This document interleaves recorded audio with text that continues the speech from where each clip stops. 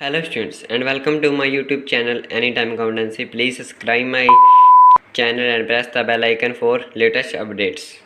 आज हम बात करने वाले हैं प्रेजेंट टेंस के रूल्स की, जिसमें हम बात करेंगे प्रेजेंट इंडेफिनिट टेंस की, प्रेजेंट कंटिन्यूस टेंस की, प्रेजेंट परफेक्ट टेंस की और प्रेजेंट परफेक्ट कंटिन्यूस टेंस की। तो इन सब के डायरेक्ट रूल्स की बात करेंगे, जो कि सबसे इजी मेथड होगा। और नेक्स्ट ईयर होगा 10th क्लास का HBSC बोर्ड का पेपर, और उसमें आते हैं फिलिप्स के टाइप में जो आते हैं टेंसेस। तो प्रेजेंट टेंस की आज हम बात करेंगे। इससे पहले लास्ट वीडियो में हमने टेंस के इंट्रोडक्शन की बात की थी, तो उस वीडियो के लिंक आपको नीचे डिस्क्रिप्शन में मिल जाएंगे। सो आज हम बात करें प्रेजेंट टेंस की और इनके डायरेक्ट रूल्स की बात करेंगे।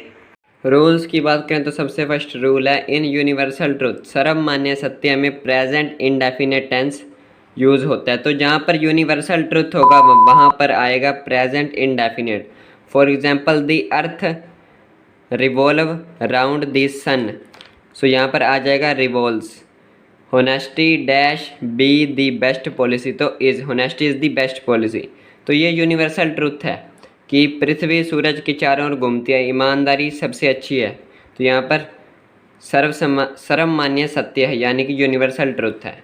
नेक्स्ट इन हैबिट्स, आदतों में प्रेजेंट इंडेफिनिट टेंस का यूज़ होता है। तो यहाँ पर कोई आदत होगी, I get up early in the morning, तो ये आदत है कि मैं सुबह जल्दी उठता हूँ। तो यहाँ पर हैबिट आ गई तो भी प्रेजेंट इंडेफिनिट होगा।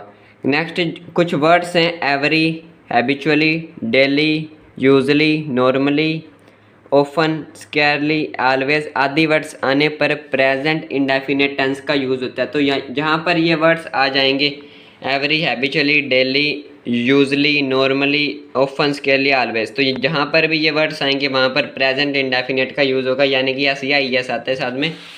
कुछ और एग्जांपल देख लेते हैं। I always speak the truth, he dash to meet me every day, तो एवरी डे आ गया, तो यहाँ पर कम्स, उस तरह से ऊपर वाला जो एग्जांपल है उसमें ऑलवेज आ गया। नेक्स्ट है द फैक्ट इज़ परमानेंट, जो फैक्ट परमानेंट है कि ताजमहल यमुना नदी के किनारे पर है, तो ये फैक्ट है। कुतुब मीनार दिल्ली में है, so the Taj Mahal stand on the bank of Yamuna, so stands आ जाएगा। जो फैक्ट परमानेंट है वहाँ पर प्रेजेंट इंडेफिनिट का यूज़ होगा। Next the fact that is true at the time of speaking, तो जब हम किसी फैक्ट के बारे में बात कर रहे हैं, अगर वो जब हम बात कर रहे हैं उस टाइम पर ट्रू है, वो फैक्ट सही है, वो तथ्य सही है, तो वहाँ पर भी प्रेजेंट इंडेफिनिट का यूज़ होगा। जैसे SRK में Shahrukh Khan dash live in Mumbai, so Shahrukh Khan lives in Mumbai, तो यहाँ पर ये फैक्ट जब हम बात करें तो वो सच है, तो यहाँ पर प्रेजेंट इंडेफिनिट टेंस का यूज़ होगा। तो यहाँ पर बात हो गई है प्रेजेंट इंडेफिनिट टेंस की। सो अब हम बात करते हैं प्रेजेंट कंटिन्यूस टेंस की। इसमें आता है is am are plus V1, यानी कि वर्ब की फर्स्ट फॉर्म प्लस ING। पहचान की बात करें तो वाक्य के अंत में रहा है, रही है, रहे हैं आता है। सो इसकी अफर्मेटिव सेंटेंसेस की बात करें तो subject plus is am are, जो कि हेल्पिंग वर्ब होती है, प्लस वर्ब की first form plus ING plus object. Ram school जा रहा है, Ram is going to school, singular के साथ इज, प्लूरल के साथ आर और IM। सो नेगेटिव सेंटेंस जो होंगे subject plus is am are, helping verb जो होती है, plus not plus V1 plus ING plus object. Sonu कहानी नहीं पढ़ रहा, Sonu is not reading a story. अगर इंटरोगेटिव सेंटेंस है तो is am are plus subject plus V1 plus ING plus object plus question mark भी आएगा। क्या वे नहा रहे हैं, आर दे बाथिंग। सो ये बात हम कर रहे हैं प्रेजेंट कंटिन्यूस टेंस की, जिसमें is am are plus V1 plus ING आता है। तो यहाँ पर इसके भी डायरेक्ट रूल्स हम देख लेते हैं। The fact that is going on eight the time of speaking, तो जो फैक्ट जब हम बात करें उस टाइम चल रहा है, बोलते समय चल रही क्रिया को प्रेजेंट कंटिन्यूस टेंस का यूज़ होता है। तो जो चीज़ जब हम बात करें उस टाइम पर हो रही है। दी workers dash build a bridge across the river, तो वर्कर्स ब्रिज बना रहे हैं, आर बिल्डिंग, यानी कि जब हम बात करें तो ये काम हो रहा है। So the workers are building a bridge across the river.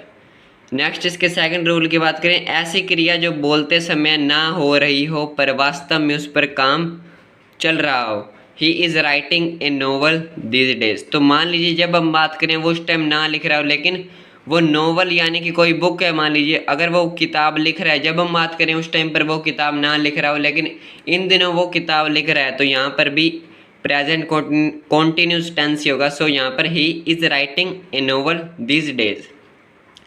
तो यहाँ पर इसके साथ भी कुछ वर्ड्स हैं। उससे पहले एक नोट है कि जब वर्ब के साथ आईएनजी लगाते हैं तो अंत में लगा हुआ ई हट जाता है।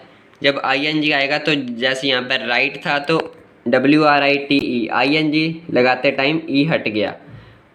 सो नेक्स्ट अब हम बात करते हैं कुछ वर्ड्स की। So these days, nowadays, tomorrow, next, following, today, at the moment. जब ये वर्ड्स आएंगे तो वहाँ पर प्रेजेंट कॉन्टिन्यूस टेंस का यूज़ होगा। एग्जाम्पल देख लेते हैं। They run a race now, तो नाउ वर्ड आ गया है यहाँ पर। So they are running a race now, ISMR plus ING आता है। I dash sleep at the moment, I am sleeping, ING यहाँ पर भी आ गया। सो ये बात हो गई है प्रेजेंट कॉन्टिन्यूस टेंस की। अब हम बात करते हैं प्रेजेंट परफेक्ट टेंस की, जहाँ पर आता है हैज़ हैव प्लस वर्ब की third form, has have plus V3 आता है। पहचान इसकी देख लेते हैं। वाक्य के अंत में चुका है, चुकी है, चुके हैं आता है। तो वाक्य के अंत में चुका है, चुकी हैं, चुके हैं ये वर्ड्स आते हैं। मोहन सेब खा चुका है, मोहन ने सेब खाया। तो यहाँ पर इसे चेंज कर रहे हैं हम। तो एफर्मेटिव सेंटेंसेस की बात करें तो सब्जेक्ट प्लस हैज़ है प्लस V3 प्लस ऑब्जेक्ट आता है। सिंगुलर के साथ हैज़ और प्लूरल के साथ हैव और आई के साथ भी हैव। यहाँ पर हमने एग्जाम्पल की बात की थी, मोहन सेब खा चुका है। So Mohan has eaten an apple, has have plus V3 आता है प्रेजेंट परफेक्ट टेंस में। So Mohan has eaten an Apple.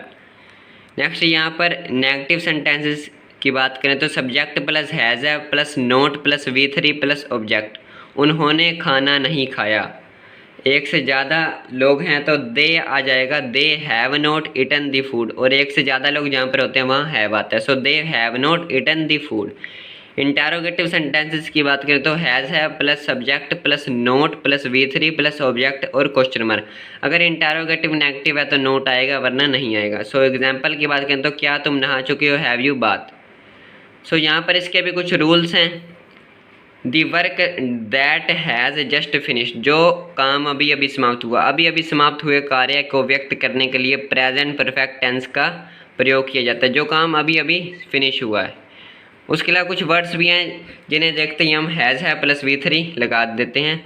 Just, yet, never, so far, several time, till now, many a time, just, now, once, twice, thrice, ever.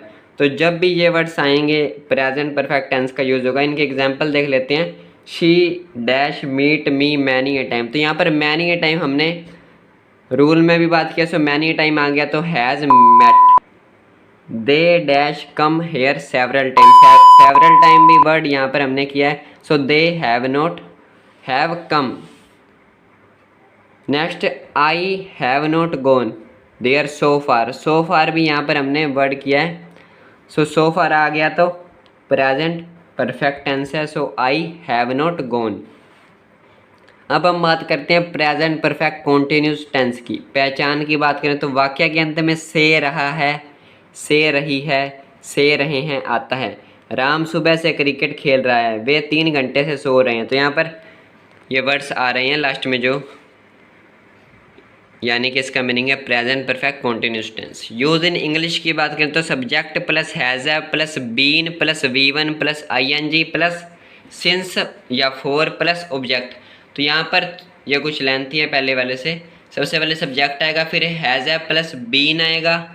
Present perfect tense में been नहीं आता था, लेकिन present perfect continuous tense में been भी आएगा, plus V1 plus ING plus since या for plus object.